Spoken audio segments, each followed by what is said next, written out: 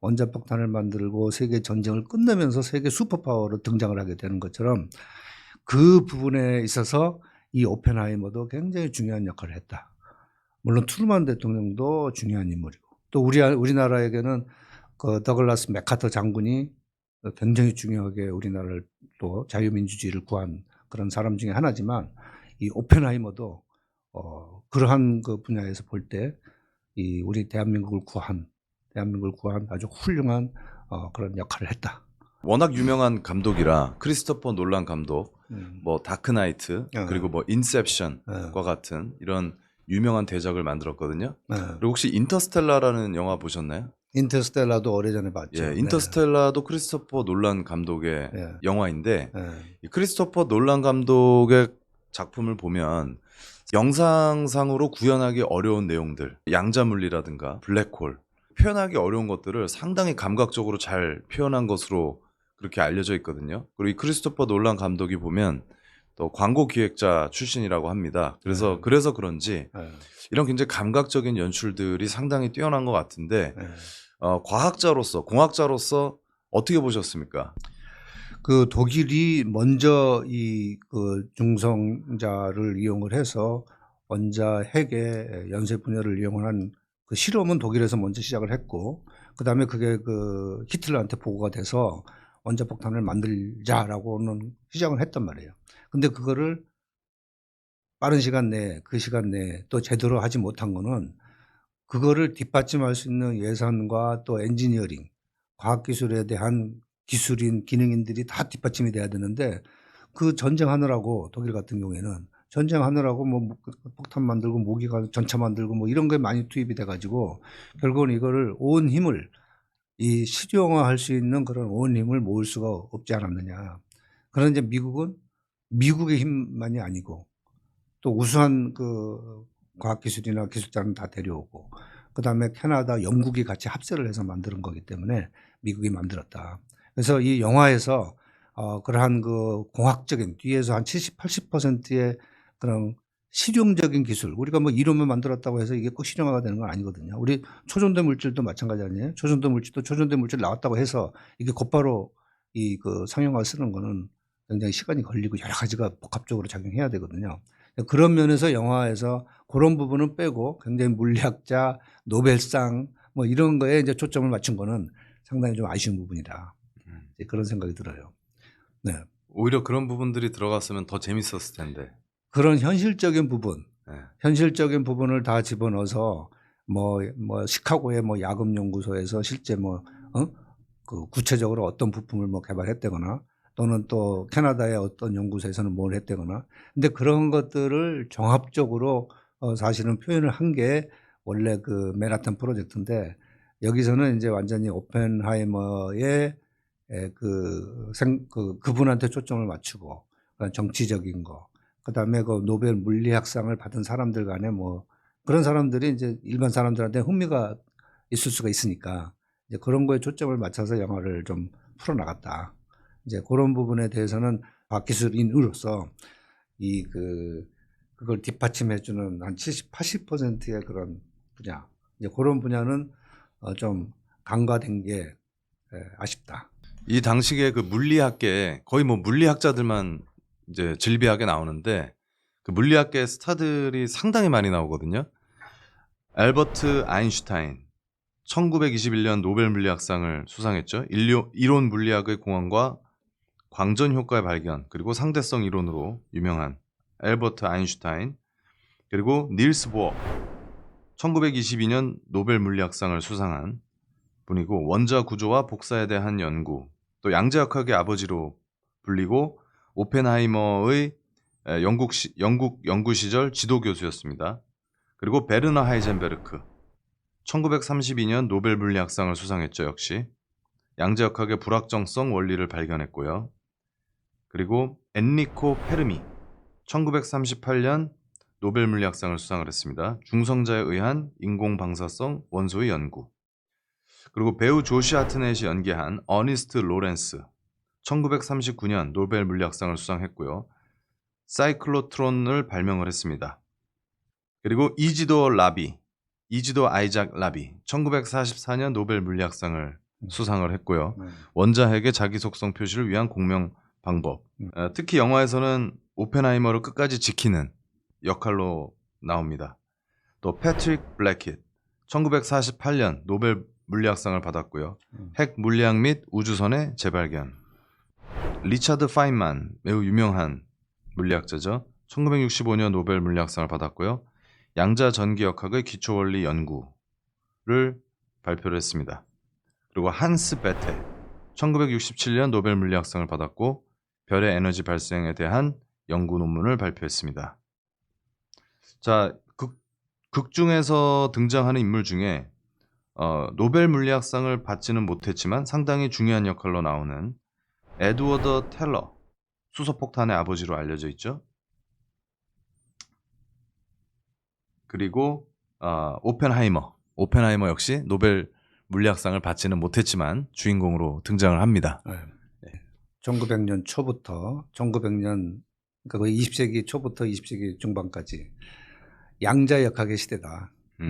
양자역학 르네상스 시대에 아주 그냥 그거 양자역학의 기본적인 이론을 현실에 적용해서 어떻게 보면 요즘은 이제 기업에서는 그 상용화라고 얘기를 하지만 실질적으로 현실에 적용을 한 이제 그런 이제 영화가 이제 오펜하이머고, 오펜하이머가 그것을 주도적으로 한 총 매니저다, 제너럴 매니저다, 총괄 책임자다. 오펜하이머가 이제 맨하탄 프로젝트를 진행하는 과정 중에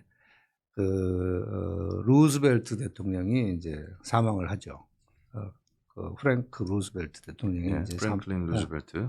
프랭클린 루즈벨트 대통령이 이제 사망을 하는데 그 사망을 한 그 다음 날인가 그때 로스알라모스에 있는 사람들을 다 모아서 추도사를 해요. 추도사. 그래서 제가 이 추도사 내용을 보고 이 오펜하이머가 상당히 실용주의적인 사람이다. 훌륭한 과학자다. 근데 이분이 또 오펜하이머가 나중에 그러잖아요. 만들기는 내가 만들었지만 이거를 떨어뜨리는 사람은 그쪽에다 나중에 실제 일본에 떨어뜨릴 때 여러 그 과학자들이 반대를 하는데 일단 저쪽에다 맡깁시다. 군부하고 정치에다 맡깁시다. 이거는 우리의 임무가 아니다. 이런 식으로 설득을 해요. 한쪽에서는. 이제 그런 걸 보면 이 양반이 주어진 업무에 굉장히 충실하고 그다음에 이 프로젝트를 또 성공을 하려면 이런 노벨 과학상을 받은 사람들도 잘 관리를 해야 되지만 그 이론은 또 본인 상당히 정리도 있잖아요. 근데 이것도 중요하지만 이거를 만들어내는 여러 가지 소재 문제, 가공 문제, 그다음에 제어 문제, 그다음에 또 사람들이 얼마나 많은 사람들이 거의 한 13만 명이 총 동원했다고 하니까 그런 사람들을 다 관리하는 총괄 책임자인데 그 책임자로서 임무를 완수한 사람이란 말이에요. 그렇죠. 나는 그런 면에서 굉장한 이 경영 능력과 관리 능력이 이 사람이 갖고 있다. 있었던 사람이다. 있던 리더십도 사람이다. 있었을 리더십도 것이다. 있었다. 그다음에 이 젊었을 때 또 죽기 살기로 공부를 해서 또 이 불확정성 이론이라든가 이 물리학계에 상당한 큰 업적도 남겼다. 그리고 나서 또 나중에 그걸 만들고 나서 이 양반이 보니까 사회주의적인 그런 생각이 상당히 많이 가지고 있었어요. 자기 부인도 그렇고 애인도 그렇고 그다음에 자기 남동생도 그렇고 그리고 본인도 사회주의를 좋아한다라고 얘기를 했고 단지 당원에 가입을 안 한 거죠. 그러니까 사회주의의 그 당시에 대표적인 국가가 소련이잖아요. 그러니까 소련과 같이 상의를 해서 일본에다 떨어뜨려야 된다. 이런 얘기도 나중에 주장하고 그러니까 이제 그것 때문에 공산주의자를 몰리고 물론 나중에 그 죄는 이제 풀어졌지만 이제 그런 얘기를 하지만 이 실행을 할 때는 굉장히 열심히 했다. 그 열심히 한 거에 대한 대표적인 게 프랭클린 루즈벨트 대통령이 서거하고 그 다음 날 직원들을 모아놓고 한 짧은 추도사가 있어요. 그래서 그 추도사를 한번 제가 책에서 한번 읽어보면 이분의 그 성격을 좀 파악할 수 있을 것 같아서 제가 좀 한번 그거 좀 읽어드리도록 하겠습니다. 한 세 문 단위로 짧게 추도사를 준비했는데 이렇게 얘기를 해요. 우리는 거대한 악과 공포의 시대를 살고 있고 이러한 시대에 프랭클린 루즈벨트는 전통적이고 진정한 의미에서 우리의 지도자였습니다. 오펜하이머는 그답게 또 바그다드의 한 구절을 인용하면서 이렇게 얘기를 합니다. 인간은 믿음으로 만들어진 존재이다. 한 인간이 믿는 바가 바로 그 자신이다. 루즈벨트는 전 세계 수백만의 사람들이 희생된 이 전쟁이 끝나면 인간이 살기에 보다 좋은 세상이 올 수 있을 것이라는 믿음을 심어주었다. 그러면서 오펜하이머는 추도사를 다음과 같이 마무리 짓는다. 책의 이형이에요. 우리는 그 희망을 이루기 위해 노력해야만 합니다. 그가 시작한 일이 그의 죽음과 함께 끝나지 않도록. 그렇게 해서 루즈벨트가 이 맨하탄 프로젝트를 시작을 하면서 이제 대통령이 다음 대통령으로 넘어가지만 이 양반은 이 프로젝트를 진행한 총괄 책임자로서 루즈벨트의 그 리더십과 루즈벨트가 사망한 이후에도 이 프로젝트는 성공해야 된다라는 게 강하게 들어가 있어요. 강하게 들어가 있어요. 그러니까 네. 이거를 나중에 뭐 인간적으로 고민하고 뭐 이런 거는 저는 사실은 두 번째 문제라고 보거든요. 오히려 이 프로젝트에 대해서만은 자기가 강한 믿음이 있고 성공시키겠다라는 게 있었다는 거죠. 예. 예. 그거를 뭐 도중에 중단할 마음이 나는 없었다. 예. 강력한 그게 있었다 이런 생각이. 그러니까 뭐 영화상에서 보여진 어떤 그 갈등이나 이런 부분은 이제 영화적 장치고, 영화적 어떻게 보면 영화적 뭐 장치고, 장치라고 장치지만 이제 실질적으로 이 오펜하이머는 상당한 믿음을 가지고 이 프로젝트를 추진한 총괄 책임자였다. 총괄 책임자였다. 그리고 이건 상당히 큰 의미가, 또 한국인 입장에서도 이거는 큰 의미가 있지 않습니까? 그렇죠. 이 프로젝트가 우리의 광복으로 직결적으로 이어지기 때문에. 이어진 거죠. 예. 그러니까 1940년 제2차 세계대전이 39년에 일어났고 41년도에 이제 이 맨하탄 프로젝트를 시작을 하거든요. 그래서 45년에 이제 완성이 되는데 그 당시에 우리는 일본에 합병된 그런 그 조선이 없었어요. 대한민국이. 그렇죠. 일본이에요, 일본. 예, 그냥 일본이었죠. 일본이었어요.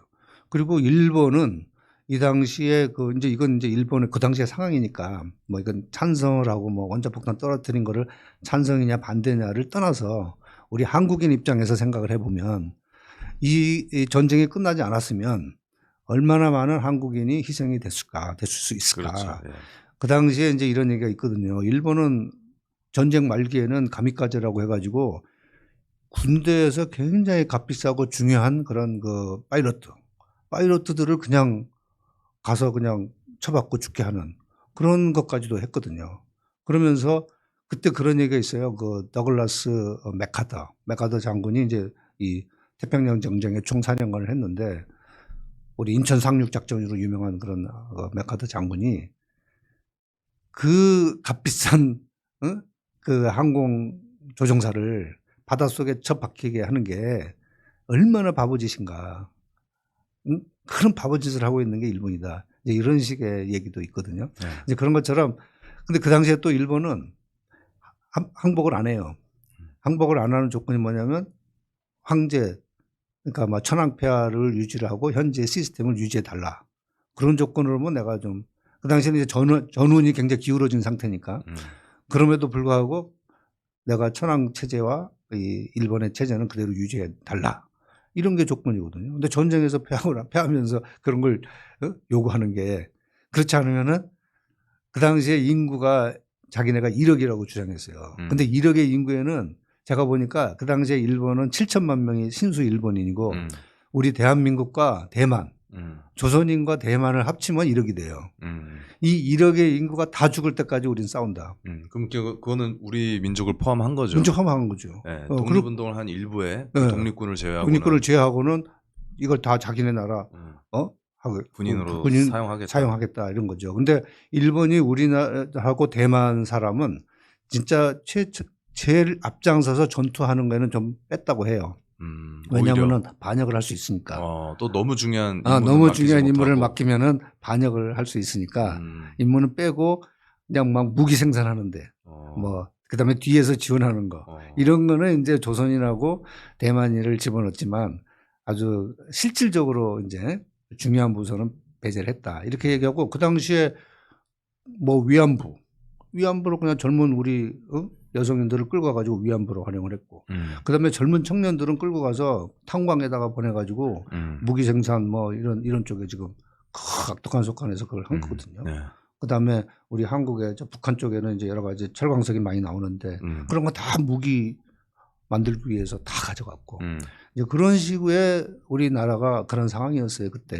그래가지고 결국은 소련이 이제 또 막바지에 우리나라에 이제 그 태평양 전쟁에 참전하는 거예요. 그 전까지는 참전 안 하고 있다가 자기가 이제 좀 일본이 이제 패할 것 같으니까 빨리 늦게라도 참전해서 일본이 차지하고 있는 뭐 조선과 이 동남아시아 이쪽 태평양 이 부분을 이제 전쟁을 이긴 사람들은 그걸 차지하는 거거든요. 나눠 먹는 거거든요. 그걸 나눠 먹기 위해서 아주 늦게 참전을 해요. 소련이.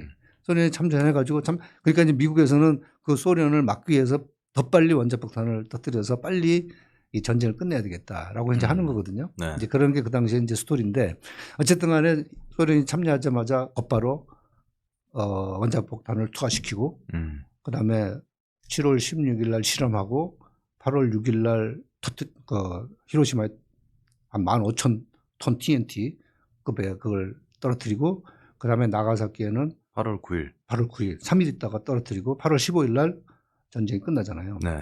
근데 이제 그 상태에서 소련이 또 자기도 점령했다 해가지고 우리 대한민국을 북쪽을 자기가 차지하고 남쪽을 미국이 차지하는 거 아닙니까? 네. 그렇게 해서 이게 우리가 갈라진 거거든요. 근데 소련이 조금이라도 늦게 참여했으면 오히려 미국이 그냥 다 차지했으면 우리가 남북한이 분단이 안 될 텐데 없는데. 그게 참여하는 바람에 이제 분단이 됐고 그다음에 분단이 되고 나서도 이제 한국 전쟁 때 네. 사실은 6.25 전쟁이 일어났잖아요. 네. 6.25 전쟁이 일어난 게 이제 결국 소련이 이 김일성이 소련을 설득시킨 거거든요. 김일성이 이제 소련을 설득시켰는데 처음에는 그 스탈린이 찬성을 안 했어요. 김일성이 왜냐하면 그 당시에는 북한의 모든 그 공업기지가 남한은 그렇게 뭐 철을 만들어낸다거나 뭐 이런 석탄을 만들어내는 거나 뭐 발전소라든가 이런 게 없었어요. 거의 없었어요. 전부 북한에 있었지. 그러니까 전기라든가 이런 거를 전부 북한에서 받아오는 거거든요. 북한이 훨씬 더 잘 산 거죠. 그러니까 그런 상태에서 그다음에 또 미군이 그 당시에 또 철수를 하게 되고 뭐 이러면서 이제 그 여러 가지 이제 상황이 발전하게 되는데 그럼에도 불구하고 소련한테 가가지고 김일성이 한국을 침범하겠다. 남한을 침범하겠다. 그랬더니 반대를 해요. 왜 그러냐면 미국이 참여할 수 있기 때문에. 그러면 이제 소련과 미국이 싸우게 되면 힘들단 말이에요. 네. 그다음에 소련은 그 당시에 동유럽, 폴란드라든가 뭐 체코라든가 뭐 이런 쪽을 차지해야 되는데 왜냐하면 전쟁에서 이겼으니까 이제 그동안 독일에서 차지하고 있던 땅을 차지해야 되는 거 아니에요. 그렇죠. 그래서 이제 그걸 차지해야 되는데 그거 차지하는 것도 힘든데 또 한국까지 또 이렇게 하기에는 좀 부담인 거예요. 그래서 이제 모택동한테 가가지고 김일성한테 얘기를 해요. 모택동을 설득시켜라. 그러면 내가 지원하겠다. 그래가지고 김일성이 모택동을 설득시켜요. 네. 그럼 모택동에 이제 그럼 하자. 그러면 이제 그러면서 중국이 이제 이쪽을 지원하게 하고 자기는 동유럽을 차지하고 그러면서 이제 좀 힘을 자기가 양쪽 다 할 수가 없으니까 이제 그러면서 중국을 참여시키죠. 이제 그러면서 이게 남북한 전쟁이 일어났는데 근데 제가 이제 하고 싶은 거는 6.25 전쟁 때 어쨌든 간에 이제 북한에서 쳐들어왔고 그다음에 남쪽까지 가다가 다시 이제 더글라스 맥카터 장군이 이제 인천 상륙 작전을 통해서 결국 북쪽까지 올라가면서 그 당시에 이제 전쟁이 계속 이제 고지전이 이제 진행되면서 몇 년간 올라가면서 그 당시에 이제 얘기로는 트루만 대통령에게 맥카터 장군이 여기 원자폭탄을 써서 그러니까 중국이 들어왔을 때, 네. 중공군이 이제 들어왔을 때, 이거 이제 완전 인해 전술로 들어오니까 이때 이제 원자폭탄을 한번 써서 전쟁을 종식시키자라고 이제 얘기를 하죠. 네. 근데 이제 그 당시에 트루만은 2차 세계대전 때 일본에는 떨어뜨렸지만 한국에는 이걸 이제 반대해서 결국 이제 원자폭탄을 못 쓰죠. 못 쓰는 바람에 이제 어쨌든 이 남북한이 이렇게 갈라졌는데. 그때 만약에 썼다면 그러면 우리 한국 입장에서는 썼으면 네. 뭐 됐겠죠. 왜냐하면 모택동이 중국이 그 당시에는 뭐 인해 전술 외에는 너무 약했거든요. 자기네가 그다음에 저 장개석하고 모택동하고 이렇게 싸우면서 엄청난 그 전쟁에서 희생이 있었고 특히 중일 전쟁 때 일본하고 그 중국하고의 전쟁 때 그 통계에 의하면 중국이 1,200만 명, 최소 1,200만 명에서 2,000만 명이 죽는 걸로 나와요. 통계. 네. 그다음에 그 태평양 전쟁 때, 그다음에 중일 전쟁과 태평양 전쟁을 포함해서 일본의 그 군인들이 죽은 거는 한 100만 명이에요. 100만 명. 그리고 동남아시아, 인도, 뭐 필리핀 이거 포함해서 이쪽에서 사망한 사람만 500만 명, 최소 500만 명에서 1000만 명으로 나와요. 1000만 명. 그리고 미국은 태평양 전쟁에서 28만 명이 죽어요. 네. 대략. 그다음에 저 유럽 전쟁에서 한 20만 명이 죽어요. 그러니까 토탈 합치면 한 48만 명이 사망하거든요. 그러니까 민간인 피해는 또 더하겠죠. 군인들. 그러니까 그런 전쟁이 일어났던 거예요. 그 당시에. 그래서 원자폭탄의 투하로 뭡니까? 히로시마에서 한 12만 명? 네? 그다음에 뭐 나가사키에서 또 7만 명, 8만 명 해서 그다음에 이제 그 전에 뭐 도쿄 공습에서 몇십만 명이 죽는데 물론 이제 민간인이 많이 이제 죽죠. 많이 죽지만은 어쨌든 전쟁이 끝났는데 그 수천만 명이 죽었다. 그렇죠. 이 원자력 폭탄으로 수천만 명의 그 죽음을 이제 구하기 위해서 이제 했다라고 하면 또 거기도 정당성이 있단 말이죠. 네. 그러나 또 민간인을 그렇게 살상했다는 하는 거고. 그러니까 세계의 역사가 이게 전쟁의 역사고. 그래서 저는 이 과학기술자로서 과학기술의 연구는 저는 뭐 계속해야 된다. 계속해야 되고 과학기술자의 자세는 이걸 보면서 우리 과학기술자들의 이 오펜하이머가 사실 과학기술자로서 경험할 수 있는 모든 걸 경험했어요. 네? 심지어는 그 뭡니까 마지막에 그 청문회까지 가서 그 개인적인 공격을 받잖아요. 네. 근데 개인적인 공격을 받아도 이 양반이 흥분을 안 하고 싸우지 않고 받아들여요.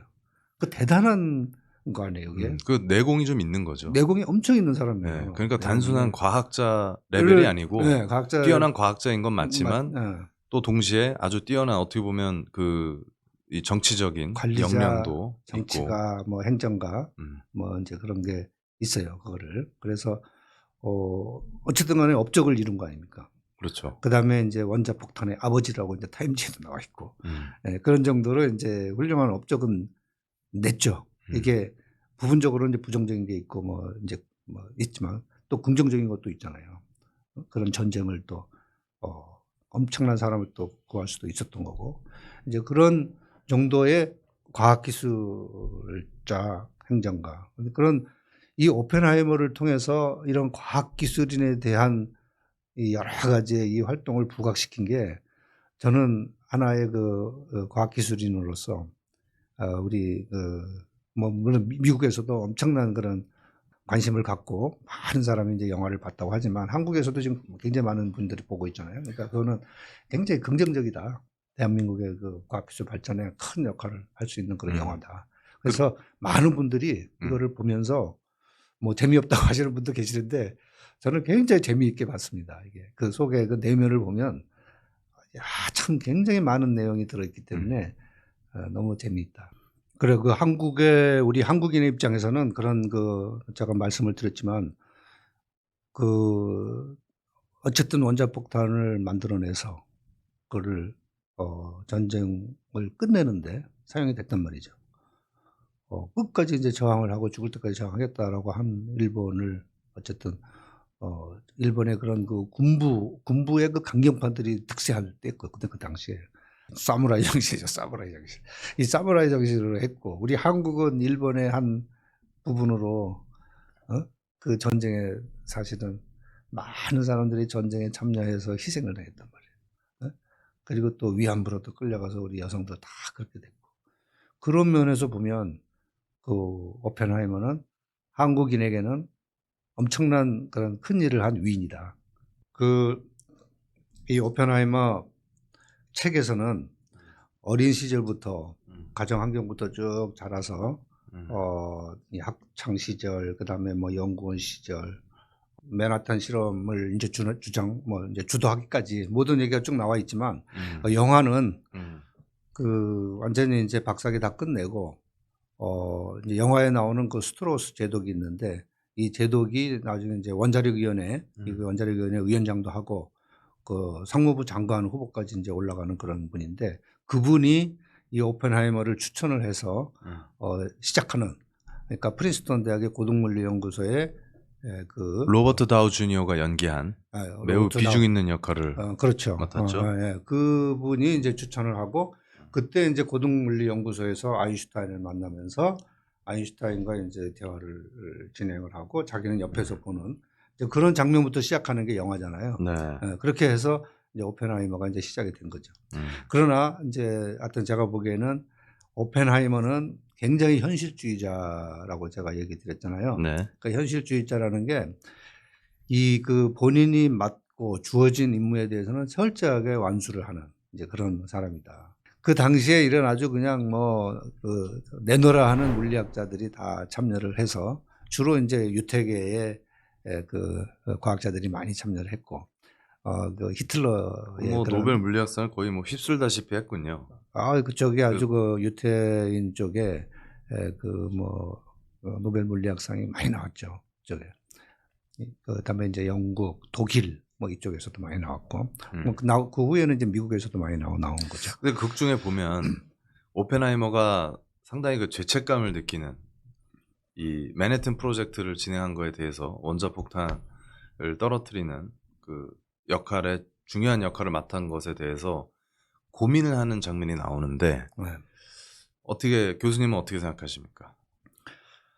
저는 이 그 오펜하이머가 제가 그 굉장히 현실주의자다라고 얘기를 했는데 고민도 하고 찬성도 하고 반대도 하고 실행도 하고 이 다양한 그런 경험을 갖고 계세요. 그러니까 과학기술자로서 고민하고 생각하고 실현하는 그런 모든 것을 다 경험하신 분이 오펜하이머다. 이런 생각이 들어요. 근데 이제 그 극 중에서 제가 조금 아까 말씀을 못 드렸는데 극 중에서 이제 이 노벨 이 물리학 분야의 전문가들만 쭉 이렇게 워낙 훌륭하신 분들이 많이 있으니까 그 당시에 또 이 양자 역학의 르네상스고 원자폭탄의 핵심 기술이 이제 그 양자 이론이니까 양자 이론을 정해서 폭탄을 만든 거니까. 근데 이제 그 폭탄을 만들기까지에는 제가 보기에는 그런 이론도 중요하지만 이론은 사실은 어떻게 보면 정립이 일찌감치 됐잖아요. 그렇죠. 근데 그것을 원자폭탄으로 만들기까지에는 엄청난 과학자, 공학자, 기술자, 기능인들이 다 참여를 한 거거든요. 그 통계에 의하면 약 13만 명이 고용이 됐다. 물론 이제 현장을 건설하는 이제 건축 그런 그 기술자도 들어있고 뭐 토목 기술자 뭐 여러 가지 이제 기능인들이 많이 참여했겠지만 전체적으로는 한 13만 명이 참여를 했다. 그리고 뭐 돈도 뭐 200조, 300조 원의 예산이 들어갔다. 그 인력 중에는 제가 보기에는 한 70에서 80%는 공학인, 기술인, 기능인들이 결국은 같이 참여를 했기 때문에 원자폭탄이 만들어졌다. 이렇게 되고요. 그 다음에 이 그 맨하탄 프로젝트에서 로스알라모스에서 이제 이게 진행을 했지만 영국과 캐나다, 미국 그 전 세계 한 30군데에서 이게 지원을 한 거예요. 각 분야별로. 그래서 어디에서는 이 그 원자폭탄을 이렇게 폭발시키는 분야를 뭐 연구를 하고 어떤 분야는 그거를 제대로 폭발시킬 때 필요한 제어 이론, 정확하게 제어를 할 수 있는 제어 장치를 뭐 설계를 하고 어떤 분야에서는 그러한 그 높은 온도에 견딜 수 있는 야금 연구소라 이거 시카고 대학의 야금 연구소가 또 참여하고 이렇게 해서 전 세계 한 30군데의 연구소가 같이 참여를 해서 이 원자폭탄이 만들어진 거지. 그렇지 않으면은 그 짧은 시간 내에 이론은 사실 독일에서 처음에 개발이 나왔잖아요. 원자 핵을 중성자가 깨트려서 분열되는 순간 중성자가 3개가 나온다는 거거든요. 3개가 나와서 또 나와 있는 다른 핵을 또 폭발시키고 그러면서 또 다른 중성자가 나오고 이러면서 이제 연쇄 반응을 일으켜서 엄청난 에너지로 이렇게 발전하게 되는데 그 이론은 독일에서 나왔지만 독일에서 과연 그 당시에 그와 같은 많은 인력을 동원하고 그와 같은 많은 비용을 동원하고 전 세계적인 지원을 받아서 과연 원자폭탄을 그렇게 빠른 시간 내에 만들어낼 수 있느냐. 사실 굉장히 어려운 상태라고 생각이 들어요. 그러니까 미국에서만이 그 당시에는 할 수 있다. 단지 이제 미국에서 걱정하는 거는 그 당시에는 소련을 걱정한 것 같아요. 소련. 예. 그 소련 같은 경우에는 이제 충분한 그런 과학자들도 있고, 그 다음에 뭐 이제 여러 가지 그 뒷받침해주는 과학 기술, 기능인 뭐, 그 다음에 어떤 제도, 그 다음에 예산 이런 것들이 이제 뒷받침이 될 수 있기 때문에 소련을 걱정한 거지. 미국에서는. 독일은 뭐 어떻게 보면 이 정치계나 이제 이쪽에서는 독일보다는 소련을 더 걱정을 하면서 원자폭탄을 만든 게 아니냐, 이제 이런 생각이 들어요. 그 당시에는 이제 양자역학이 받아들이지 않던 시대지 않습니까? 그러니까 크게 대중적으로 받아들여지던 때가 아니다 보니까 이제 수강생이 한 명밖에 없는 그 장면이 나오거든요. 근데 그 보면 이제 이 킬리언 머피, 그러니까 오펜하이머가 이 팔을 걷어붙이고 막 너무 열정적으로 이제 학생을 강제로 앉혀놓고 뭐 알아듣든 알아듣지 않든 상관없이 그냥 너무 신나서 강의를 하는 그 모습을 보면서 아, 참 이 연출을 잘했다.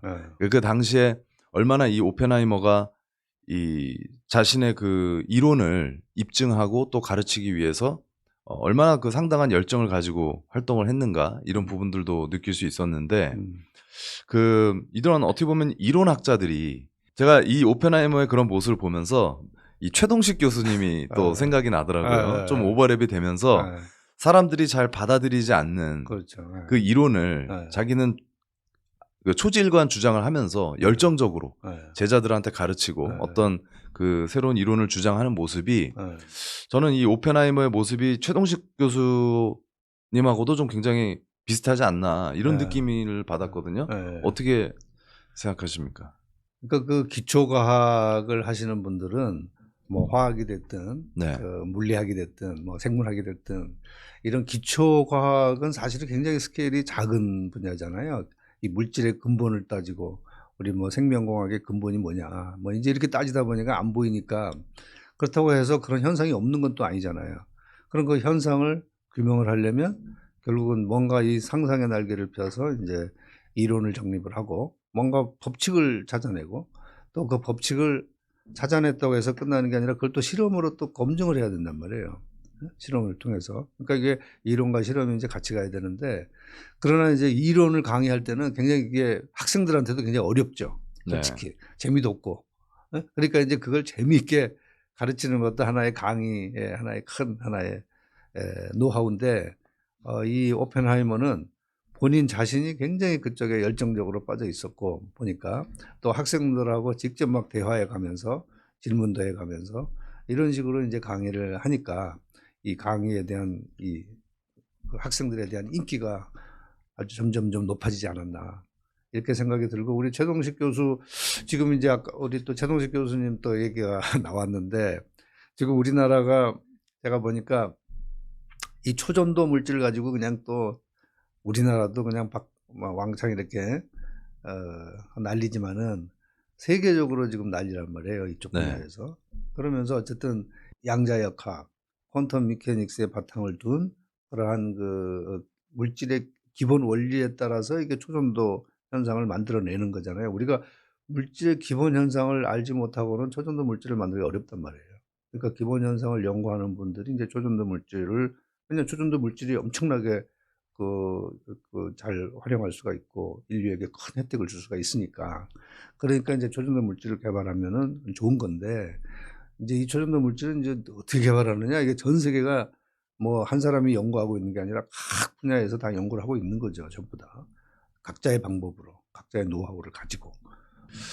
그 저는 이제 개인적으로 이 오펜하이머를 보면서 이 크리스토퍼 놀란 감독의 아주 그 전형적인 연출 방식이 도입됐다 생각을 했는데, 극 중에서 오펜하이머가 자기가 하는 일은 세상에 전혀 영향을 미치지 않는 일이다, 이렇게 얘기를 합니다.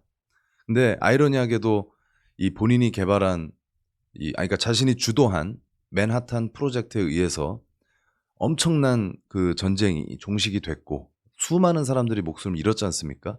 그러니까 이게 어떻게 보면 역설적으로 이 이론학자가 어떻게 보면 이 세상 정치에는 전혀 정치, 경제, 뭐 문화에는 크게 군사 안보 이런 쪽으로는 크게 관여를 안 할 것 같았던 사람이 사실은 이제 독일에서 이제 원자 핵을 그 쪼개는 현상을 발견했다. 라고 알려지기 시작을 하면서 이제 히틀러가 먼저 핵폭탄을 쥐기 전에 미국이 먼저 핵폭탄을 가져야 된다라는 여론이 형성이 되면서 이 오펜하이머가 갑작스럽게 중책을 맡게 된 거거든요.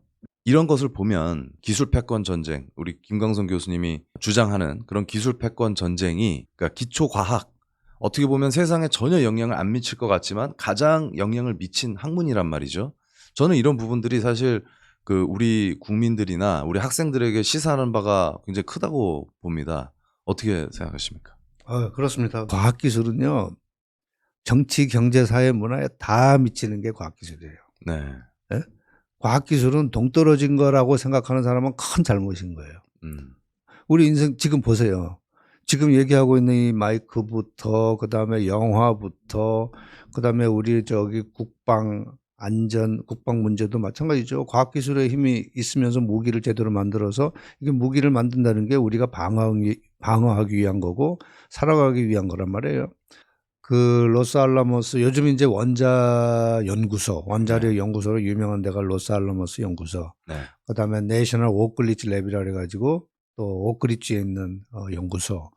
그다음에 옛날에 그 당시에 1980년대 90년대에는 각 대학에 미국에도 그 원자력공학과가 많이 있었어요. 우리 네. 한국에도 원자력공학과가 많이 있었죠. 네. 근데 원자력공학과가 많이 없어졌지만 어쨌든 간에 각 대학별로 다 있었는데 제가 공부했던 그런 캔자스 대학에도 그 원자력 발전소가 작게 만들어져 있었고 원자력 발전을 실험할 수 있는 것이 작게 돼 있었고 원자력 학과가 있었고 그리고 저도 원자력 발전소에서 제가 근무를 했었어요. 아, 그러시나요? 네. 얼마나 하셨나요? 뭐 한 2년 정도 미국에서. 어떤 업무를 보셨나요? 미국에서. 예. 그 제가 이제 근무했던 그 회사가 제가 미국에서 박사학위 받고 처음으로 근무한 곳이 원자력 발전소예요. 근데 원자력 발전소 짓는 지금은 이제 텍사스 유틸리티 컴퍼니라 그래가지고 이제 우리나라 한국전력 같은 데죠. 근데 거기서 이제 원자력 발전소를 짓는데 그 발전소를 짓는 엔지니어링 회사에 제가 엔지니어로 근무를 했죠. 네. 그리고 그 엔지니어링 회사는 그 당시에는 이제 드라보 엔지니어링 그룹에서 이제 핵발전소 그룹이 또 뭐 깁스 앤드 힐이라고 있는데 이제 그 그룹이 지금 현재는 레이티안이라는 그런 기업으로 지금 합병은 됐는데 레이티안이라고 방해산업 쪽에 네. 유명한 기업이 있어요. 세계적인 기업들이에요. 드라보 엔지니어링 회사도 큰 기업들이고 거기에 이제 엔지니어로 근무하면서 저는 이제 뭘 했냐면은 엔지니어링 리뷰 팀이라 그래가지고 네. 이 발전소가 이제 지어진 상태에서 어느 정도 지어진 상태에서 이 발전소가 원자력 발전소가 제대로 돌아가고 있는가? 아니 설계되어 있는가? 그때는 돌아가기 전이었어요. 네. 완전 돌아가기 전이고 제대로 설계되어 있는가를 다시 한번 리뷰를 하는 거예요. 네. 그 리뷰 팀이 이제 그 속에 들어가가지고 각 이제 그 부품별로 뭐 시스템별로 그 미국에는 이제 뉴클리어 레귤레이션 커미티 해가지고 NRC라고 있어요. NRC 뉴클리어 레귤레이션 커미티에서 요구하는 여러 가지 기준들이 있거든요. 안전 조건, 뭐 운전 조건 이런 여러 가지들이 설계 조건들이 있는데 그 설계 조건들에 해당하는 그 다큐멘테이션 그 서류들이 지금으로 얘기하면 트레일러 있잖아요. 네. 트레일러가 수십 개가 있어요. 거기에. 그 트레일러 속에 그 다큐멘테이션이 들어가 있는 거예요. 원자력 발전소 설계하고 공사 시행하고 그다음에 이제 그러한 그 기준들, 설계 기준들을 다 계산을 통해서 검증을 통해서 이제 계산을 한 다음에 원자력 발전소가 지어지거든요. 네. 이제 그것이 제대로 됐는지 안 됐는지를 점검하기 위한 그런 절차가 있어요. 또 네. 만들었다고 해서 끝나는 게 아니고 리뷰 팀이 또 들어가가지고 한 번 더 점검하고 한 번 더 점검하고 그래서 몇 번의 점검을 통해서 안전하다라고 확보될 때 NRC에서 이걸 승인을 해줘요. 네. 그러면 이제 발전소를 돌릴 수가 있는 거죠. 이제 그 팀에 제가 마침 들어가서 많이 배웠죠. 제가 이론만 공부했던 사람이 네. 실제 현장에서 그 부분에 대해서 많이 파악됐습니다. 그렇군요. 그런 경험이 제가 좀 있어요. 그래서 제가 이 오펜하이머를 네. 더욱더 관심 있게 네. 이렇게 보죠. 그러니까 원자력 발전소를 네. 이렇게 핵폭탄으로 쓰면 위험하지만 네. 이걸 갖다 이제 그 뭡니까 핵 분열을 급격하게 일으키면 폭탄이 되지만 핵 분열을 천천히 일으키면 유용한 에너지를 쓸 수 있는 거거든요. 그게 네. 이제 원자력 발전소거든요. 네. 그 거기 보면 이제 연쇄 폭발이라는 네, 체인 리액션. 네, 체인 리액션이라는 게 나오거든요. 네. 연쇄 반응이라고 연쇄 하나요? 반응이죠. 연쇄 반응이라고 나오는데 그게 그 원자 단위에서의 그런 뭐 연쇄 반응은 네. 뭐 어떻게 그러니까 이해를 원자 해야 되나요? 핵을 네. 이게 이제 우리가 물질이 있잖아요. 우리가 이제 거시적인 물질, 저는 이제 거시공학을 클래시컬 엔지니어링, 거시역학, 그러니까 고전역학이죠. 우리 기계공학에서는 고전역학이니까. 그런 이제 고전역학도 점점점 요즘은 이제 계속해서 기술이 이제 첨단화가 되면서 작아지고 가벼워져야 되고 더 안전해야 되고 막 이런 식으로 기술이 계속 발전하다 보니까 저도 처음에는 고전역학을 했지만 계속해서 지난 30년간 연구를 하면서 이 미시세계로 자꾸 들어간 거거든요, 저도. 그러다가 이제 미시세계를 파악하려고 노력하다 보니까 제가 이제 조금 뭐, 이렇게, 좀 이해를 하고 있는 거지. 제가 뭐 미시만 가지고 평생 한 사람은 아니니까. 네. 미시 그럼 거시를 다 그래도 어느 거의 정도 노력을 이해를 많이 한 거죠, 제가. 네. 미시를 이해하려고. 네. 왜냐면 물리학이나 화학이나 이런 것들이 다 결국 거시적으로 나와야 되니까 우리 일상생활은 다 그거잖아요. 네. 그러나 이제 세부적으로 들어가면 이제 물질의 근본이 뭐냐고 쪼개고 쪼개는 거죠.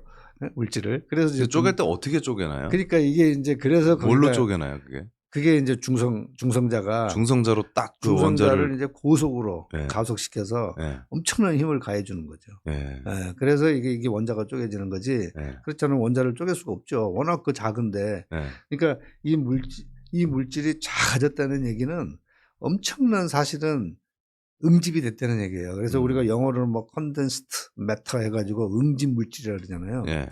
이 응집이 된 물질 속에 들어간 게 결국 이제 원자인데 그 원자 핵인데 이 원자 핵에 결국 응집이 되고 움직이 되다 보니까 우리가 예를 들면 블랙홀에서 그냥 에너지가 확 폭발해가지고 뭐 이렇게 물질이 만들어져가지고 결국 핵심의 물질은 원자 핵인데 이 원자 핵에 엄청난 에너지가 있는 거예요.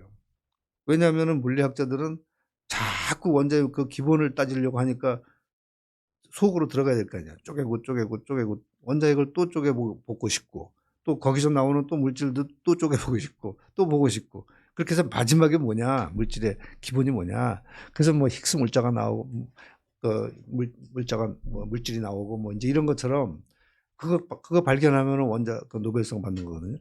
이제 그런 식의 연구를 한 거죠. 그러다가 그 당시에 이 원자핵을 쪼갠 거죠.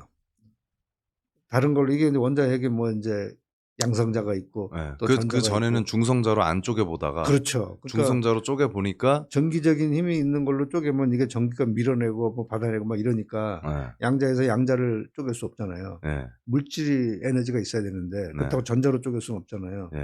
그러니까 이 뭔가로 쪼개야 되는데 네. 전자로는 왜 못 쪼개죠? 전자 너무 작고 네. 가볍고 그만한 힘이 없으니까. 에너지가 없는 중성자는 좀 힘이 있나 보죠. 중성자는 이제 질량이 있는 거죠. 질량이 좀 있는 거죠. 그러니까 이 질량에다가 가속을 시키면 에너지가 나오잖아요. 네. 어?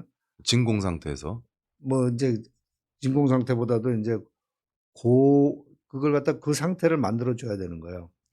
어떤 상태로 만들어야 되나요? 그러니까 이제 고속의 상태. 중성 가속기라 그러잖아요. 중성자 가속기. 네. 우리나라도 지금 중성자 가속기가 있거든요. 네. 그다음에 저 미국에도 있고 뭐 전 세계적으로 있고. 그래서 이제 가속을 시켜서 이걸 때려주면서 그런 현상을 이제 가능한 한 이제 보는 거죠. 근데 볼 수는 없으니까. 근데 그렇게 해서 딱 쪼개고 나서 보니까 이게 쪼개지는데 이 쪼개지면서 이제 에너지를 약간 그러니까 질량을 잃어버리는 거예요.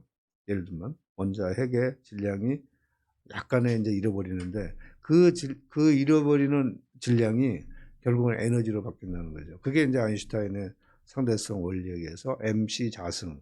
M이라는 게 이제 질량의 변화고 잃어버린 질량이고 그 질량에다가 빛의 속도의 제곱.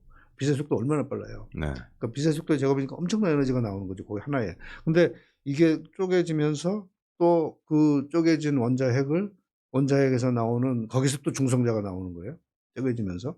근데 그 중성자가 또 다른 원자핵을 또 치는 거예요. 계속해서.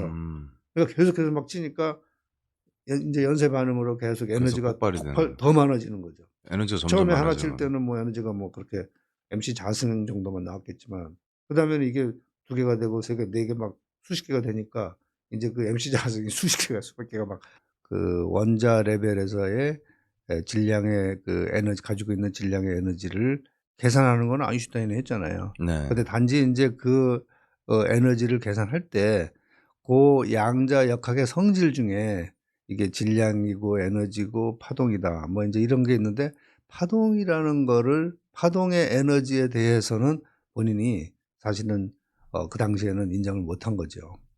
파동의 에너지에 대해서의 그 구체적인 그런 이론적인 그런 그 규명을 하지 못한 그런 상태. 그 오펜하이머는 그러면 그거에 대해서 구체적으로 이제 그렇죠. 인정을 한 거고요. 뭐 오펜하이머를 비롯해서 슈레딩거라든가 그다음에 거의 코펜하겐 학파라든가 이런 사람들이 그걸 계속 연구를 또 한쪽에서 한 거죠. 네. 그 극 중에서 나오는 아인슈타인과 오펜하이머의 관계는 어떤 관계입니까? 아인슈타인은 이제 기본적으로 그 당시에 뭐 이미 조금 더 앞서 있는 그 선배 물리학자더라고요.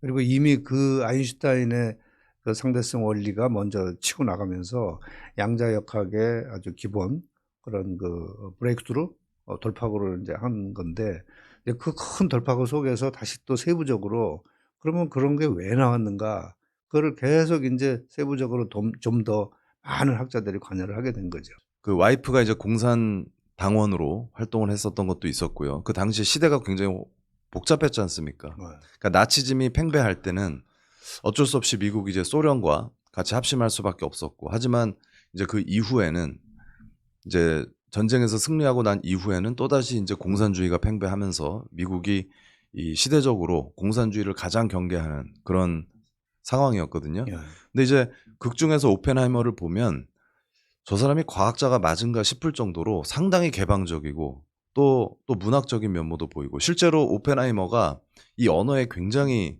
능통했다고 합니다. 그래서 뭐 그리스어도 아주 유창하게 잘했고, 뭐 독일어부터 뭐 자신이 배우고자 하면 그 어떤 언어도 뭐 수개월 안에, 6개월 뭐 9개월 안에 거의 뭐 논문을 쓸 수 있을 정도로 그 정도로 완벽하게 이해를 하는 사람이었다고 하고요. 그리고 미술 감각도 상당히 뛰어났다고 합니다. 그 극 중에서 보면 뭐 얼굴도 굉장히 수려하지만 이제 옷을 입는 센스라든지 이런 부분들이 상당히 돋보여서 극 중에서 보면 이제 이 오펜하이머를 따르는 여성들이 한둘이 아닌 그런 모습도 나오거든요. 그러니까 어떻게 보면 그 과거의 그 미켈란젤로를 연상하는 모든 분야에서의 천재.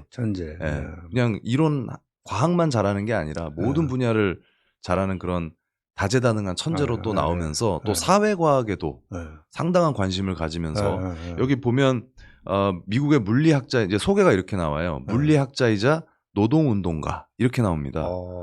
그러니까 어떻게 보면 그 굉장히 그 사회적인 활동을 한 사람이니까 어떻게 보면 굉장히 특이한 캐릭터거든요. 그래서 어떻게 보면 노벨상을 받을 만한 업적을 남겼음에도 사실은 그 제대로 된 평가를 못 받다가 그 2022년에 들어와서 그 과거의 누명을 벗고 좀 제대로 된 그 인정을 받았다고 하더라고요. 그러니까 불과 작년입니다. 그게. 근데 이제 어떻게 보면 영화를 제작하는 그 과정에서 크리스토퍼 놀란 감독이 그 전작이 3년 전에 만들어졌으니까 이 영화를 제작하면서 뭐 3년이라는 기간이 있었던 거거든요. 근데 그 기간 동안에 아이러니하게도 오펜하이머에 대한 어떤 누명이 많이 벗겨졌다 하더라고요. 그러니까 학문적으로 이 굉장히 훌륭한 천재는 맞는 것 같아요. 굉장히 뛰어나신 분이고 그렇다고 해서 또 노벨상을 안 받았다고 해서 노벨상 받은 분에 비해서는 뭐 업적이 엄청나게 떨어진다 이런 건 사실은 그렇지 않은 분들이 많거든요. 이 오펜하이머 같이 이렇게 뛰어난 분이 천재적인 그런 성질을 가지고 선제적인 그런 재능을 가지고 있는 분들이 노벨상을 못 받은 분들이 더 많죠, 사실은. 그러니까 노벨상 받는 거는 어떻게 보면은 참 그 시대에, 그 시점에 학계나 이제 모든 분야에서 인정할 수 있는 그런 분야를 그런 분야에 이제 업적을 내고 또 그다음에 말씀하신 대로 이 업적을 받으려면 그건 누군가는 평가를 받아야 되잖아요.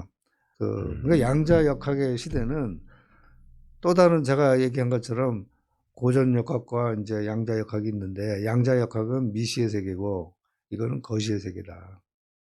그렇다고 해서 이게 떨어진 건 아니지만 이 속에서는 이 미시의 세계가 있는 거죠. 아, 그러니까 그 에너지가 있다는 걸 발견하고 나서 어떻게 보면 이제 에너지가 있으려면 움직임이 있어야 되니까 그렇죠. 그 안에 끈이론 엄청나게 빠른 속도로 뭔가가 움직이고 있다.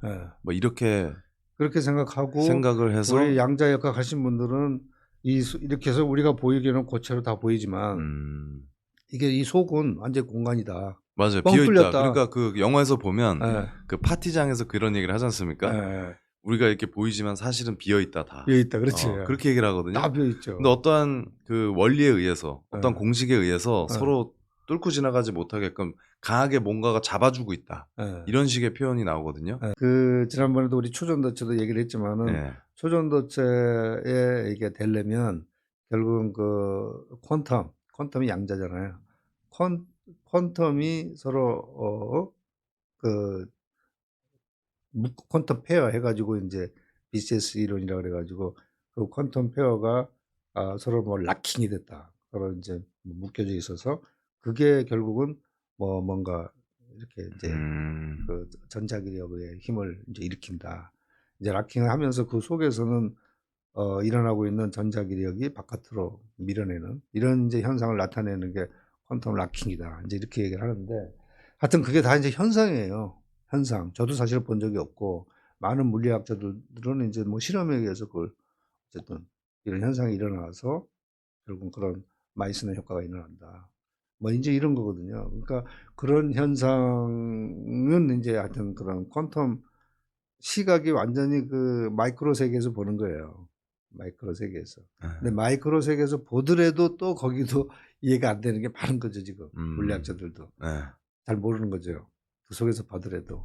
근데 우리 일반인들이 거시적인 세계에서 살다가 자꾸 마이크로 퀀텀 역학 얘기를 하니까 이해가 안 되는 거죠. 이 눈으로 보는 거하고 그 속에서 보는 거는 완전 다르고 다른 세계거든요. 거기는 완전히 뻥 뚫려 있는 공간이거든요. 근데 비어 있다는 거는 무슨 마이크로 세계는 뭐 전자가 있고 문자가 막 서로 막 움직이고 있잖아요. 그 속에서 자유롭게는 아니지만 뭐 뭔가 룰에 의해서 움직이겠죠. 케이오트. 그러니까 우리가 이제 이 물이 있다. 그럼 물도 이게 수소 H2O잖아요. 이게 구조가 변한단 말이에요. 응?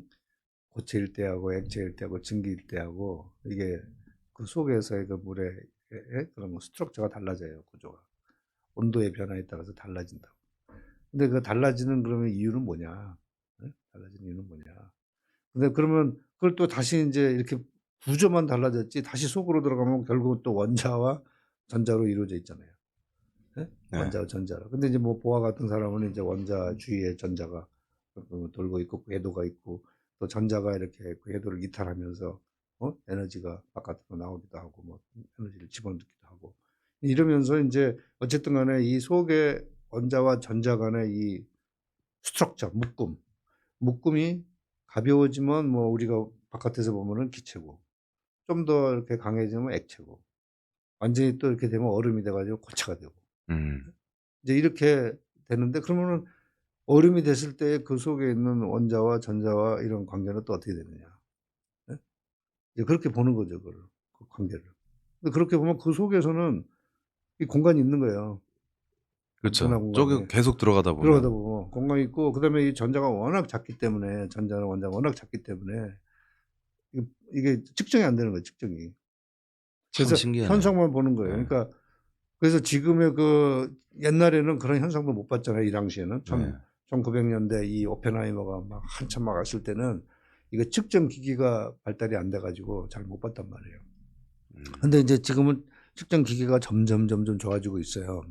그 빛을 이용을 해가지고 이제 빛을 이용을 해서 빛을 측정하는 거하고 비슷한 거잖아요. 그러니까 지금 이제 최근에 나와 있는 그 원자 원자 모델의 측정에 의하면 뭔가 그 원자 핵이 있고 그다음에 그 주위에 이제 전자가 있는데 전자가 이렇게 하나가 있는 게 아니에요. 이렇게 측정에 의하면 구름처럼 돼 있어요. 근데 그걸 하나라고 얘기하는 거죠. 얘를. 근데 하나를 측정해 보니까 여러 개가 보이는 거예요. 동시에. 동시에 여러 개 보이니까 그걸 중첩 현상이라 그런 거예요. 네? 우리가. 그래서 실질적으로 지난번에 양자 컴퓨터도 얘기를 했지만 양자 컴퓨터가 중첩 현상과 간섭 현상을 활용한 거잖아요. 네네. 바깥에서 보면은 중첩과 간섭으로 보이죠. 네. 사실은. 네. 네? 중첩된 거로 보이죠. 두 개가 뭐 있고 세 개가 보이고.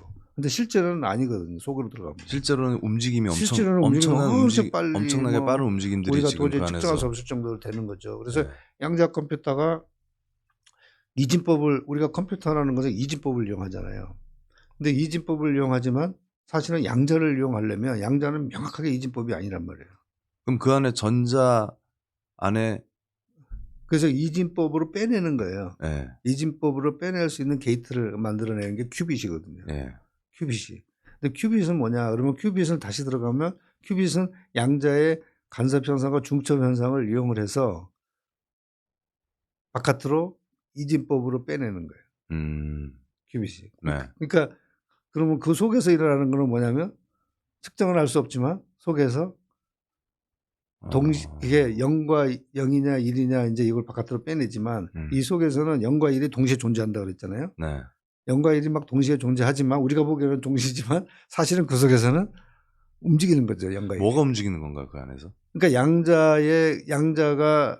그러니까 퀀텀이 이제 에너지를 원해주잖아요. 그게 양자예요? 거기서 움직이고 있는 것들. 그렇죠. 그걸 양자라고 하는 거예요? 그렇죠. 양자가 움직이는 거예요. 양자가. 그러면 그거를 이진법으로 빼서 그거를 측정한 이제 게 큐비트고. 에너지로 측정을 하든 뭐로 측정을 해서 네. 이진법으로 만든 게 치환한 게 큐비트고. 그렇죠. 큐빗이죠. 그러니까 그래서 큐비트 하나가 동시에 예를 들면 10비트의 그 비트를 큐비트 하나가 처리한다라는 게 그 개념이거든요. 그러니까 어떻게 보면 지금 우리가 정확하게 알 수는 없지만 현상에 의해서 관측에 의해서 그 양자는 어떠한 규칙을 가지고 움직인다는 걸 알게 된 거군요. 그렇죠. 어떤 규칙이 있다. 뭔지는 그렇죠. 모르지만 어떤 규칙이 존재한다. 그렇죠. 그게 지금 그 단계까지만 와 있죠. 그렇죠. 양자의 자세히는 모르는 그러니까 거죠. 그 규칙이 중첩 현상과 간섭 현상이라는 거죠. 네. 그런 이제 어떤 상황을 정의를 했지만 구체적으로는 아직은 더 밝혀야 되는 부분인 것이죠. 구체적으로는 잘 모르지만 그거를 이제 에너지로서 이제 계산을 해서 요 정도 되면은 그것도 또 확률이 들어가요. 그 속에. 확률이. 왜냐하면은 바깥에 이게 워낙 막 같이 움직이니까 요 정도의 에너지가 나오면 0과 1 사이에 뭐 0.4다. 요 정도가 나오면 0.7이다. 이렇게 되잖아요. 그럼 우리가 0.7은 1로 처리하고 0.4는 0으로 처리해 버리는 거잖아요. 네. 그런 식으로. 그러니까 근데 0.4와 0.7이 막 엄청 빨리 일어나는 거예요. 그 속에서. 네. 그러면은 0과 1의 비트가 막 동시에 나오는 거예요. 우리 바깥에서 보기에는 동시에. 근데 속에서는 좀 다르겠죠. 동시에 나오는. 그러니까 엄청 빠른 거죠. 그 빠른 거. 그러니까 그 빠른 거를 처리를 하려면 그게 이제 큐빗인데 문제는 이 큐빗이라는 것은 하나 일종의 지금 비트잖아요. 네. 우리 반도체란 말이에요. 네.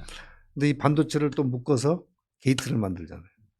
제로와 원의 그 로직이 될 수 있도록 게이트를 만들어요. 엔드 게이트, 노아 게이트. 이 게이트를 또 합친 게 컴퓨터에서는 구조예요. 스트럭처. 그러니까 이것도 같이 큐빗에 쫓아가야 돼. 이쪽에서는 큐빗에서는 엄청 빨리 막 동시에 그냥 0과 1을 처리해 버리는데 이제 그걸 갖다 뭐라 그러냐면은 비트가 여러 개를 해서 이렇게 그러니까 CPU를 여러 개를 가지고 막 동시에 처리하잖아요. 그걸 우리는 병렬 처리라고 하거든요. 네. 병렬 처리. 근데 병렬 처리도 사실은 어떻게 보면 전자 속의 내부로 보면 동시는 아니잖아요. 아니죠. 우리가 그냥 처리를 요게 그 작동하고 있고 요건 놀고 있을 때 이거 이걸 동시에 작동시키는 거거든. 그렇지만 이 속에서 처리할 때는 전자라는 게 동시에는 아니잖아요.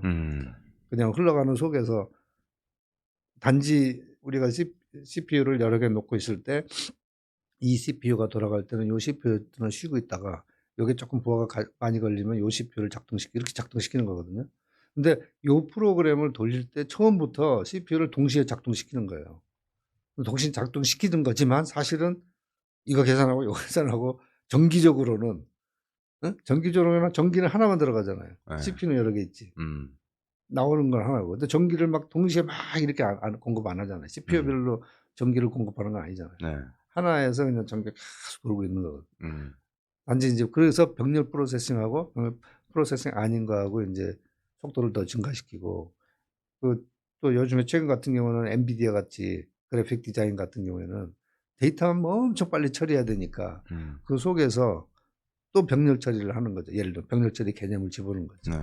그러니까 엔비디아의 그래픽 그 GPU 같은 경우에는 또 속도가 또 빨라지는 거죠. 그래서 그 GPU를 또 여러 개 쓰면 컴퓨팅 계산할 때 또 속도가 더 빨라지고 점점 빨라지게 하는 게 이제 우리 이제 연구자들이 하는 일인데 네. 이제 거기에 이제 이 양자를 이용하는 게 양자 컴퓨터다. 근데 그게 이제 현실화가 되려면 모든 이런 계산하는데 현실화가 되려면 시간이 걸리겠죠. 사실 이게 이제 이론학자지 않습니까? 오펜하이머가 이제 이론은 잘하고 실습은 상당히 못하는 학생으로 그렇게 묘사가 되는데 이렇게 그 이론을 통해서 우주를 탐구하고 그리고 우리가 볼 수 없는 특히 블랙홀 같은 경우는 빛까지 빨아들이기 때문에 이게 관측이 불가능하거든요. 그렇죠. 이제 그럼에도 불구하고 수학 어떤 방정식을 통해서 이런 그 블랙홀의 실체를 확인할 수 있다는 게 저는 개인적으로는 잘 이해가 안 되거든요. 어떤 원리입니까? 어떻게 이 수학과 공식을 가지고 눈에 볼 수 없는 것들을 있다고 그렇게 확신을 할 수 있는가요? 그 아주 좋은 질문이신데 네. 저도 사실은 어떻게 보면 제가 수치 해석을 가지고 전문 영역을 쭉 해왔는데 예. 그 이론과 제가 이제 지난번 한번 영상 때 제가 그 얘기를 한 적이 있죠. 네. 이론적인 방법과 연구를 할 때는 네. 실험적인 방법, 이거 두 가지 방법이 있다. 실험을 하는 사람은 이제 계속 실험을 하는 거고, 이론은 어떻게, 이론이 뭐냐? 이론은 결국은 어떤 현상을 수학적으로 정리를 해서, 아까 방정식을 얘기하셨는데, 네. 수학적으로 정리를 한다는 얘기는 방정식을 만들어낸다는 얘기란 말이에요. 네. 근데 이제 방정식을 만들면 방정식을 풀어야 되잖아요. 네. 방정식을 푼다는 게 현상을 파악한다는 거거든. 네. 현상을. 그러니까 이제 그런 현상을 보고 현상을 규명을 하려면 현상이 한 번 일어나서 끝나버리면 그건 또 방정식이 성립이 안 되는데 어떤 현상이 계속 반복돼서 일어난단 말이에요. 네. 우리 지금 우주가 계속해서 지금 연속적으로 뭐 핵융합이 태양계에서 일어나고 계속적으로 일어나고 있잖아요. 그러한 에너지를 우리가 받아가지고 또 이렇게 행성이 그 형성이 되고 또 우리 또 거기에 인간이 존재하게 되고 이제 이런 것들이 어떻게 보면은 에너지의 관점에서 보면 지속적인 에너지가 계속 생성이 되고 사라지고 생성이 되고 사라지는 어떤 평형적인 논리가 있는 거거든요. 그러면 거기에는 분명한 무슨 원리가 있을 것이다. 논리가 있을 것이다. 네. 이제 그런 논리를 계속 탐구한 거죠. 네. 뭐 이제 그걸 우리가 과거 1500년, 1600년대에는 제가 그때 거시과학, 클래시컬 역학, 고전 역학이다. 고전 역학은 이제 우리 눈에 보이는 것도 그 당시에는 잘 해결을 못 했잖아요. 네. 그 오펜하이머가 이제 생전에 그런 얘기를 했다고 하더라고요. 나는 친구를 사귀는 것보다 친구를 만드는 것보다 물리학을 하는 게 훨씬 더 이롭다고 생각한다. 이런 얘기를 했는데 저는 이제 이 물리학이라는 거를 사실 이 영화를 보기 전과 이 영화를 보고 난 후로 이 물리학에 대한 개념이 조금 바뀌었는데 이제 물리학을 이제 저는 이제 어떤 그 특정 사람들만 그 물리학을 공부한 사람들만 할 수 있는 거라고 생각을 했는데 사실은 어떻게 보면 이 물리학은 모든 거에 어떻게 보면 기초 원리, 그렇죠. 세상에 대한 모든 기초 맞아요. 원리를 담고 있는 그렇죠. 그 핵심이라는 생각이 들더라고요. 영화를 보고 나니까. 그래서 이거는 모든 사람이 사실 알고 있어야 되는 게 아닌가. 기본적으로 좀 굉장히 중요한 학문 아닌가. 중요한 학문이에요. 이런 생각이 들더라고요. 우리 대한민국 그 국민들과 학생들이 좀 대중적으로 할 수 있는 것 아닌가. 이런 생각이 그래서 듭니다. 그 옛날에 물리, 생물, 화학 이거는 고등학교 때도 사실은 필수로 했잖아요. 네. 옛날에. 예. 우리 기자님도 그 물리 좀 배웠죠. 네, 배웠죠. 예, 물리 배우죠. 약하게 배웠다. 예, 약하게 배우죠. 화학 배우고. 이런 미시는 안 배우죠. 미시까지 못 들어가죠. 그러니까 미시까지는 못 들어가지만 이제 그 개념은 이론, 좀 배우죠. 이론. 개념은 배웠죠. 예, 개념은. 뭐 분자가 어떻다, 예. 뭐 그다음에 힘의 방정식이라든가 에너지 방정식이라든가 뭐 이제 그런 정도 기본 정도로만 하지 이제 깊이는 들어가지 않았고 그다음에 미시 세계와 거시 세계가 다르다는 명확한 그 개념도 이해하기가 어려워요. 솔직히. 네? 그죠. 거의 뭐 다르지 않죠. 다르지 않죠. 그러니까 그걸 좀 명확히 설명해 줘야 되거든요. 근데 아마 선생님들이 그걸 설명을 해 줘도 학생들의 입장에서는 맨날 이것만 보고 산 사람이 이제 미시 얘기를 하면 이해가 안 되잖아요. 근데 막 실험도 해보고 뭐 들어가 보고 뭐 막 측정도 해보고 이래야만 그게 이해가 되니까. 그러니까 물리학과에 가서 공부를 한 학생들은 좀 이제 이해를 더 하겠죠. 근데 저도 마찬가지로 물리, 화학, 뭐 생물 이렇게 기본적으로 배웠지만 이제 공대로 들어오니까 또 공대는 또 깊이 또 그렇게 미시세계를 안 들어가요. 들어갈 필요가 이것만 없죠. 하기도 바쁜 거예요. 그죠. 물질만 가지고 물질만 그 물질을 가지고 네. 그 역학 관계를 그렇죠. 잘 이 네. 수치를 측정하고 또 그걸 적용시키는 그런 일이 제일 중요하니까. 그럼요. 그래서 그 신소재 개발도 뭐 초전대 물질도 신소재 개발 중에 하나인데 신소재 개발도 지금도 계속 하고 있어요. 초전도 물질만이 아니고 그런 신소재 개발을 하는데 신소재 개발을 하게 되는 이유는 요 신소재를 이 실제 생활에 더욱더 활용하기 좋게 과거에는 예를 들어서 우리가 이런 볼펜을 만들려면 이 볼펜을 만들 수 있는 이런 형상에 적합한 소재가 나와야 되잖아요. 근데 만약에 이거를 또 뭐 접고 뭐 하고 해가지고 더 작게 만들어서 여기에 넣고 다니고 이런 정도면 또 그런 성질을 가지고 있는 소재가 나오면 되거든요. 그럼 그 소재가 막 전체적으로 쓰는 거거든요. 그러니까 옛날에는 우리 주위에도 보면 옛날에는 없었던 소재들이 많이 나와 있잖아요. 솔직히 스펀지도 그렇고 뭐 모든 것들이 플라스틱 계열도 그렇고 그런 신소재는 계속 개발되는 거죠. 근데 이제 그 신소재 개발은 어떻게 보면 그런 그 분자, 원자 뭐 이런 거에 대한 그다음에 구조, 성질이 변한다는 건 구조가 변한다는 거거든요. 그 트랜지션 뭔가 이게 구조가 스트럭처가 변화되는 거거든요. 그러니까 우리 그 초전도 물질 개발하는 그 팀들도 사실은 그 구조를 계속해서 바꿔가면서 이제 그 성질을 찾아내는 거거든요. 그래서 뭐 하여튼 뭐 그쪽으로 가면 좀 더 얘기가 길어지겠지만 어쨌든 이 물리학과는 모든 물질의 근원이 뭐냐? 뭐 원자, 전자, 뭐 그다음에 또 원자를 또 쪼개면 뭐냐 이제 이런 식으로 들어가는 게 이제 물리학과죠. 그러니까 물리학을 공부하시는 분들은 물리학이 세계를 움직인다. Physics makes the world 뭐 이런 게 있어요.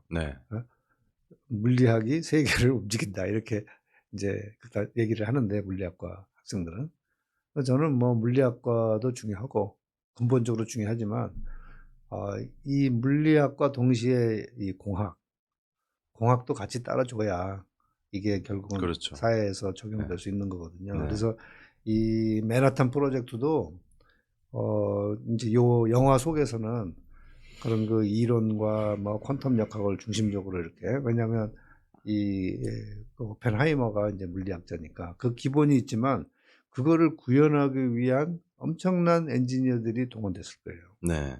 오히려 물리학자보다도 더 많은 엔지니어하고 테크니션, 기술자. 그걸 실현시켜야 되니까. 그럼요. 그거를 실현시켜야 됩니다. 그 극 중에 보면 조시 하트넷이 나와서 실제로 그 조시 하트넷은 그 극 중에서 이론을 이제 현실화시키는 그런 일을 하는 그 사람으로 나오는 거죠.